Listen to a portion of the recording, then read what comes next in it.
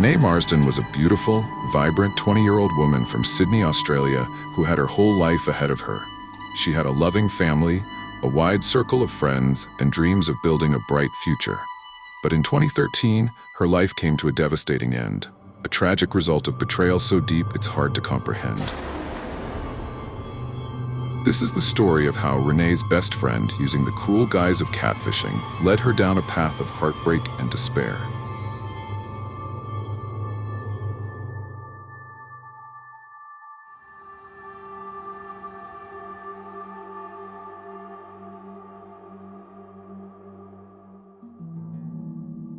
Renae Marsden was introduced to Brayden through her best friend, Camila. Brayden was described as a tall, dark, and handsome man who was imprisoned for a crime he claimed he didn't commit. Despite the unusual circumstances, Renae and Brayden developed a deep emotional connection. For over a year, Renae poured her heart into her relationship with Brayden. They exchanged thousands of text messages, expressing love and planning a future together. However, Renae's family and friends never met Brayden, and his existence seemed shrouded in mystery.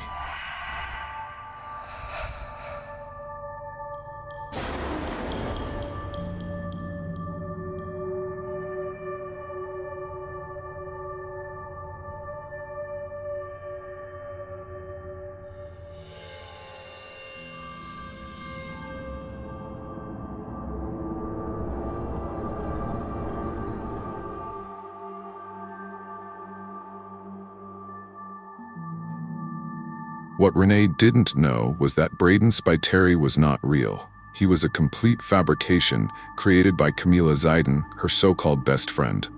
Camila had been catfishing Renae the entire time. The cruel deception was intricate. Camila controlled every aspect of the relationship, from Brayden's affectionate messages to his excuses for why they could never meet in person. Camila even used this fake persona to isolate Renae from others and ensure she depended entirely on Brayden for emotional support. As time went on, Renae's mental health began to deteriorate. She confided in Camila about her struggles, never realizing that her closest confidant was the very person causing her pain. On August 5, 2013, Renae spent the day with her family and seemed unusually subdued. She met up with Camila that afternoon, who later admitted that Renae appeared tired and distant. That evening, she sent her final message to Brayden, saying, "I'm done. I can't do this anymore." Shortly after, Renae drove to the Gap, a notorious clifftop in Sydney.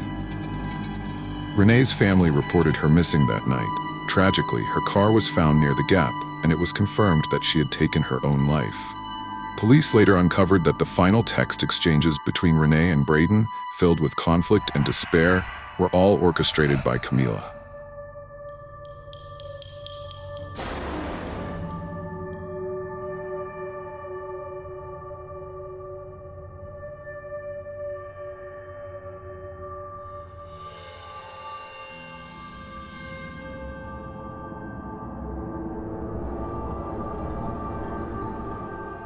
She showed no warmth, no concern, and no regard to any process of the inquest other than to further her own fiction.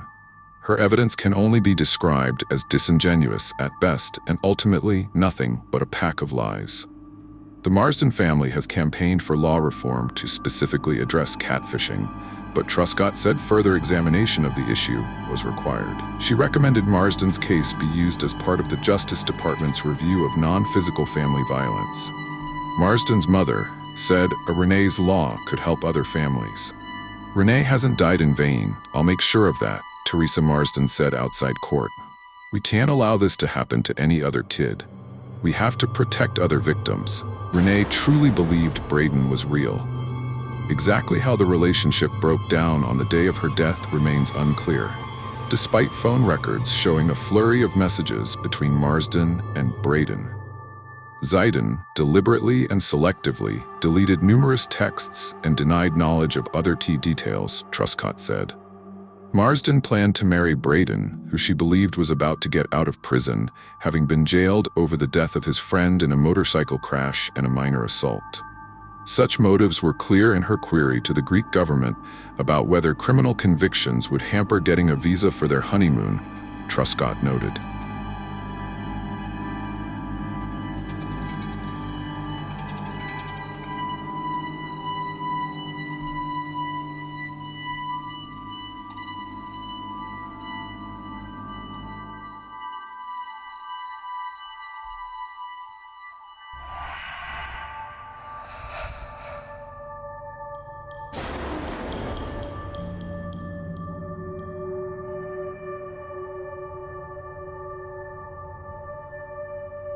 Truscott found Marsden never discovered Brayden's true identity.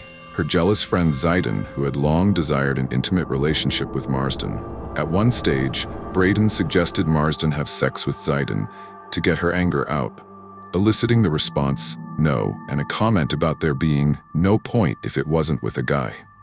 These communications indicate Renae was very much of the view that Brayden was not only real, but certainly not Camila, Truscott said.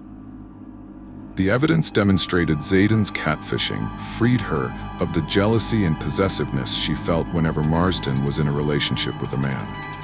Camila was unable to tolerate Renae having an intimate relationship and complained to Renae she did not like being second best, Truscott said. Marsden and Brayden engaged in phone sex at times, with the young woman complaining when she sent intimate pictures and videos they were not reciprocated. Her attachment to Brayden led her to break off her engagement to another man in early 2013.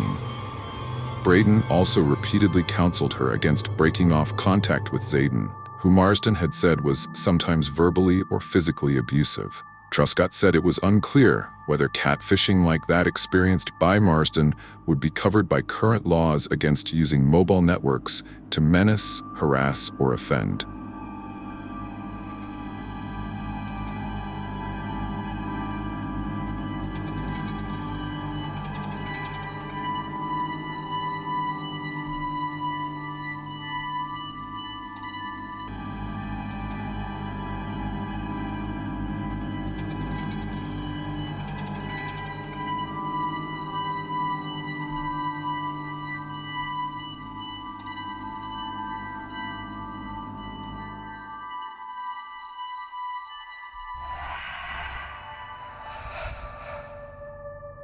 In the aftermath of Renae's death, the truth about Brayden Spiteri came to light. Camila's deceit was exposed, shocking everyone who knew Renae. The elaborate hoax involved not only fake texts, but also fabricated emails and staged excuses to make Brayden seem real. Despite the emotional devastation she caused, Camila faced no criminal charges because catfishing, in this case, did not violate Australian laws at the time. Renae's family has since campaigned tirelessly for stricter laws against online impersonation and emotional manipulation. They hope her story serves as a warning about the dangers of digital deception and the importance of mental health awareness. They continue to honor her memory by advocating for kindness and transparency in the digital age. Renae's story is a heartbreaking reminder of the devastating impact of betrayal and the urgent need to protect others from similar fates. If you or someone you know is struggling, please reach out for help. You are never alone.